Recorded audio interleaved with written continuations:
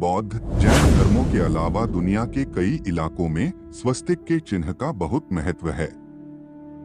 कोई भी मंगल कार्य शुभारंभ करने से पहले हिंदू धर्म में स्वस्तिक का चिन्ह बनाने के बाद ही मंगल कार्य का शुभारंभ किया जाता है।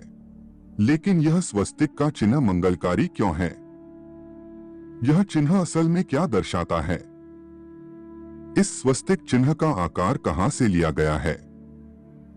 आज की इस प्रस्तुति में स्वस्तिक के बारे में ऐसी आश्चर्यजनक जानकारी देने जा रहे हैं जिसे आपने पहले कभी नहीं सुनी होगी, और हर एक सनातन धर्मी को स्वस्तिक के बारे में यह जानकारी होनी ही चाहिए। तो इस प्रस्तुति को अंत तक जरूर देखना। सनातन संस्कृति का परम मंगलकारी प्रतीक चिन्ह स्वस्तिक अपने आप में विलक्षण है। स्वस्तिक का अर्थ स्वस्तिक को सु एवं अस्ति का मिश्रण योग माना जाता है। यहाँ सु का अर्थ है शुभ और अस्ति का अर्थ होता है होना। संस्कृत व्याकरण के अनुसार सु एवं अस्ति को जब संयुक्त किया जाता है तो जो नया शब्द बनता है वो है स्वस्ति, अर्थात शुभ हो, कल्याण हो। और स्वस्तिक का मतलब होता है कल्याण करने वाला। भारतीय संस्कृति में स्वस्तिक चिन्ह को विष्णु, सूर्य, सृष्टिचक्र तथा संपूर्ण ब्रह्मांड और वैकुंठ का प्रतीक माना गया है। कुछ विद्वानों ने इसे गणेश का प्रतीक मानकर इसे प्रथम वंदनीय भी माना है। यह मांगलिक चिन्ह अनादि काल से संपूर्ण सृष्टि में व्याप्त रहा है। अत्यंत प्राचीन काल से ही भारतीय संस्कृति में स्वस्तिक को मंगल प्रतीक माना जाता रहा है। विघ्नहर्ता गणेश की उपासना धन, वैभव और ऐश्वर्य की देवी लक्ष्मी के साथ भी शुभ लाभ, स्वस्तिक तथा बही खाते की पूजा की परंपरा है। इसे भारतीय संस्कृति में विशेष स्थान प्राप्त है। इसीलिए जातक की कुंडली बनाते समय या कोई मंगल व शुभ कार्य करते समय सर्वप्रथम स्वस्तिक को ही अंकित किया जाता है। हिंदू धर्म के अलावा दुनिया के कई कोनों में इसका इस्तेमाल कई हजारों सालों से होता आ रहा है। लेकिन असल में स्वस्तिक का यह चिन्ह क्या दर्शाता है? इसके पीछे ढेरों तथ्य हैं। आज हम आपको स्वस्तिक का मूल अर्थ क्या है इसके बारे में बताने जा रहे हैं। सांसारिक जीवन में धन और यश कल्याणकारी हो सकता है। शरीर के लिए भोग और सुख कल्याणकारी और मंगलमय हो सकते हैं। लेकिन आत्मा के लिए यह सब कोई मायने नहीं रखता है। आत्मा के लिए तो मंगलमय परमधाम है, परमात्मा है। आत्मा के लिए तो कल्याणकारी मोक्ष है, और आत्मा को मोक्ष वैकुंठ जाने के बाद मिलता है। वैकुंठ में गई हुई आत्मा मोक्ष प्राप्त करती है, और वैकुंठ का स्थान भागवत पुराण में ध्रुव तारे की ओर बताया गया है। ध्रुव तारा सप्तर्षि तारामंडल में आया हुआ है, और यह सप्तर्षि तारामंडल सबसे रहस्यमयी है। इनमें मेसिए 81 नामक सर्पिल गैलेक्सी है जो आकाश में सबसे रोशन गैलेक्सियों में से एक है। इस तारामंडल के क्षेत्र में मेसिए 82 नामक गैलेक्सी भी है जिसे अपने आकार की वजह से सिगार गैलेक्सी भी कहा जाता है। कुल मिलाकर सप्तर्षि तारामंडल में लगभग 50 गैलेक्सियां देखी जा चुकी हैं। आप सोच रहे होंगे कि स्वस्तिक के बारे में बताते बताते हम गैलेक्सी के बारे में क्यों बात कर रहे हैं, लेकिन स्वस्तिक का रहस्य इस तारामंडल में ही छिपा हुआ है। और यह सप्तर्षि तारामंडल और पोल स्टार या ध्रुव तारा दिशा निर्देश के लिए प्राचीन काल से ही बहुत महत्वपूर्ण रहा है। रात्रि के समय में यदि आप दिशाएं भूल गए हैं और भटक गए हैं तो आपको आकाश में ध्रुव तारे को ही ढूंढना पड़ेगा जो उत्तर दिशा को दर्शाता है। और इसी तरह अगर आप इस भवसागर में भटक गए हैं और उस मंगलकारी और सौभाग्यकारी वैकुंठ का पता लगाना है तो भी आपको आकाश में ध्रुव तारे को ही ढूंढना पड़ेगा। और वैकुंठ के इस स्थान पर होने का ज्ञान हमारे ऋषि मुनियों को तो था ही, साथ में इजिप्ट वासियों को भी मोक्ष प्राप्ति के इस स्थान का सही से ज्ञान था। और इजिप्टोलॉजिस्ट और रिसर्चर्स पिरामिड को क्यों बनाया गया था? इस प्रश्न का उत्तर ढूंढते ढूंढते आखिरकार इस नतीजे पर पहुंचे कि पिरामिड बनाने का मुख्य कारण था मोक्ष प्राप्ति, और मोक्ष प्राप्ति करवाने वाला स्थान है ध्रुव तारे की ओर वैकुंठ।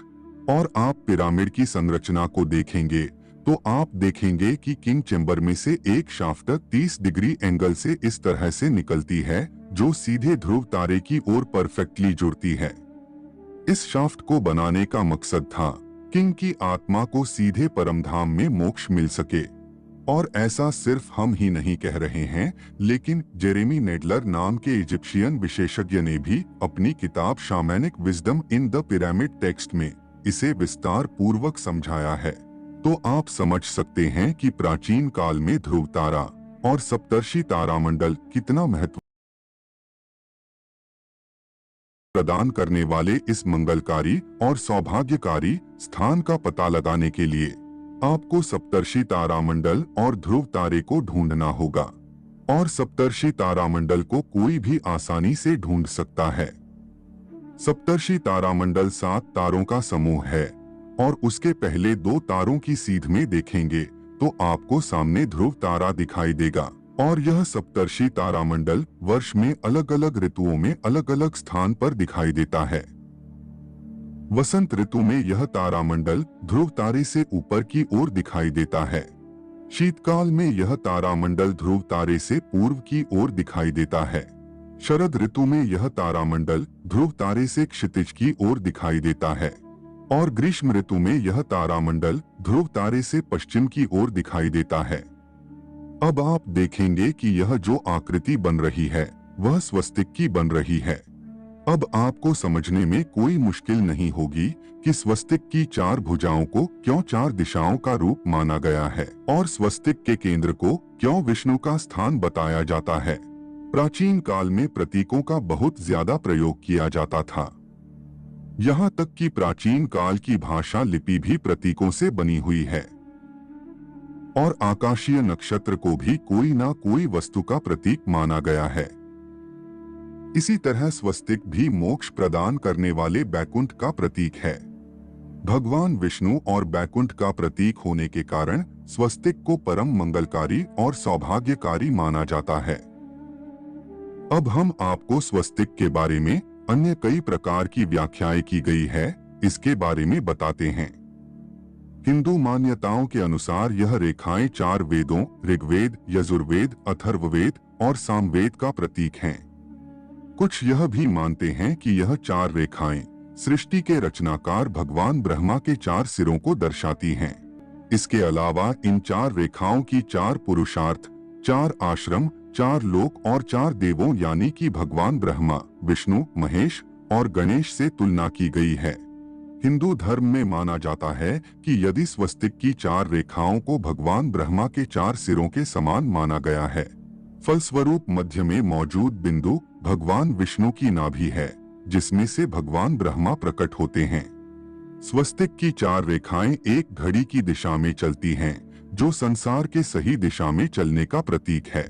बौद्ध धर्म में स्वस्तिक, हिंदू धर्म के अलावा स्वस्तिक का और भी कई धर्मों में महत्व है। बौद्ध धर्म में स्वस्तिक को अच्छे भाग्य का प्रतीक माना गया है। यह भगवान बुद्ध के पग चिन्हों को दिखाता है, इसलिए इसे इतना पवित्र माना जाता है। यही नहीं, स्वस्तिक भगवान बुद्ध के हृदय, हथेली और पैरों में भी अंकित है। जैन धर्म में स्वस्तिक, वैसे तो हिंदू धर्म में ही स्वस्तिक के प्रयोग को सबसे उच्च माना गया है, लेकिन हिंदू धर्म के जैसा ही महत्व स्वस्तिक का जैन धर्म में भी है। जैन धर्म में यह 7वें जिन का प्रतीक है, जिसे सब तीर्थंकर सुपार्श्वनाथ के नाम से भी जानते हैं। श्वेतांबर जैनी स्वस्तिक को अष्ट मंगल का मुख्य प्रतीक मानते हैं। सिंधु सरस्वती सभ्यता में भी मिले हैं स्वस्तिक चिन्ह। सिंधु घाटी सभ्यता की खुदाई में प्राप्त मुद्रा और बर्तनों में स्वास्तिक का चिन्ह खुदा हुआ मिला है। उदयगिरी और खंडगिरी की गुफाओं में भी स्वास्तिक के चिन्ह मिले हैं। इसके अलावा ऐतिहासिक साक्ष्यों जैसे मोहनजोदड़ो, हड़प्पा संस्कृति, अशोक के शिलालेखों, रामायण, हरिवंश पुराण, महाभारत आदि में स्वस्तिक का अनेकों बार उल्लेख मिलता है। विभिन्न देशों में स्वस्तिक को नेपाल में हेरम्ब, मिस्र में एक्टोन तथा बर्मा में महापियन्ने के नाम से पूजा जाता है। ऑस्ट्रेलिया और न्यूजीलैंड के मावरी आदिवासी भी स्वस्तिक को मंगल प्रतीक के रूप में पूजते हैं। तो दोस्तों, यह प्रस्तुति आपको कैसी लगी कमेंट में अवश्य ही बताएं।